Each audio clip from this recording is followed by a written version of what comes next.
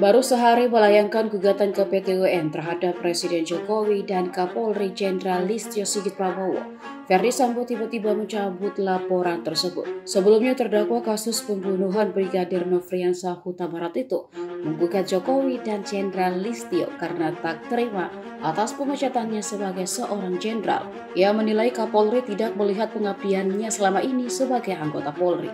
Namun baru sehari gugatan itu dicabut pada Jumat 30 Desember. Hal ini dikatakan langsung oleh kuasa hukum Ferdy Sambo Arman Hanis di hari yang sama. Keputusan diambil setelah mempertimbangkan kembali serta mendengar masukan dari berbagai pihak. Gugatan dicabut bahkan setelah institusi Polri menyatakan siap untuk menghadapi gugatan yang dilayangkan mantan anggota Polri tersebut.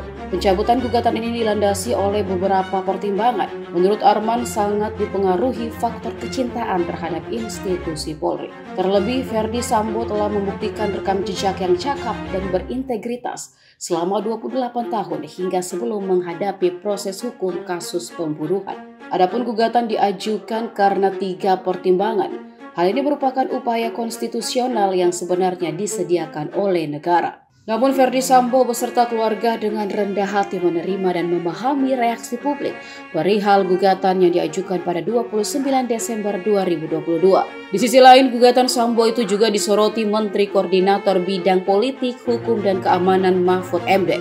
Mahfud merasa heran ketika Sambo mengajukan gugatan karena tidak terima dipecat dari Polri. Padahal sebelumnya ia mengaku menerima segala konsekuensi akibat yang terjadi atas hilangnya nyawa sang ajudan Brigadir Yosua. Karena gugatan itu, Mahfud lantas berpandangan bahwa gugatan itu diajukan untuk mengalihkan perhatian publik atas kasus hukum yang tengah dijalaninya. Bahkan Mahfud tak segan menyebut gugatan itu hanya gimmick belaka. Terima kasih sudah nonton. Jangan lupa like, subscribe, dan share ya.